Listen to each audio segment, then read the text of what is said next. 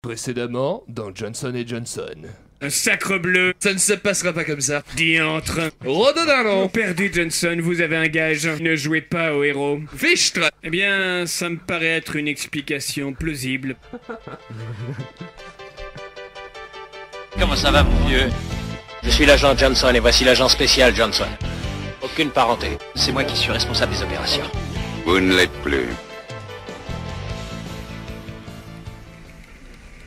Et vous voyez, Johnson, c'est pour ça que je ne suis pas sûr que cette pratique soit absolument nécessaire. C'est contre nature. Certes, Johnson, mais le fait est que quand vous portez vos chaussures sans mettre de chaussettes, vous sentez les pieds. Et ça, c'est quelque chose que vous ne pouvez pas réfuter. Ah, c'est la sensibilité olfactive de notre époque, le problème. Non, ce sont vos pieds sur votre bureau à côté de votre ventilateur, le problème. J'aime avoir frais aux pieds.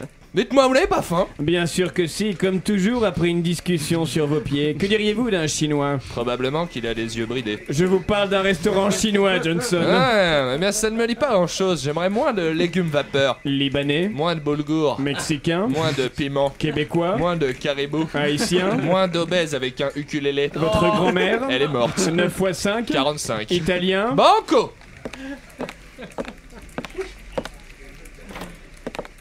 C'est bien fait. C'était beau ça.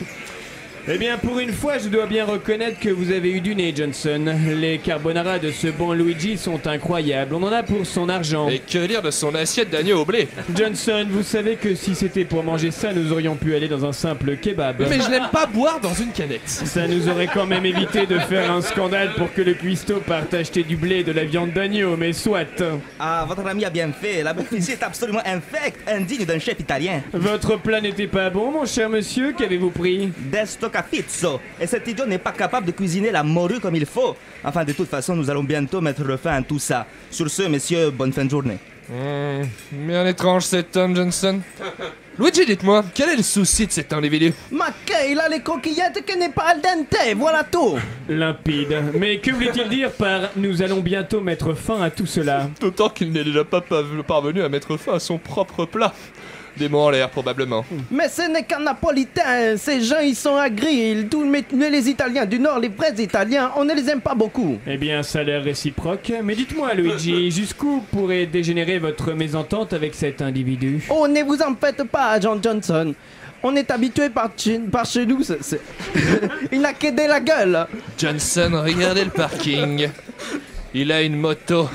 Ça ne me dit rien qui vaille. Johnson, laissez là votre kebab, mettez ça sur notre note, Luigi. Dans le doute, nous allons le suivre, ce bougre. Ah là là, ils sont fous ces Français.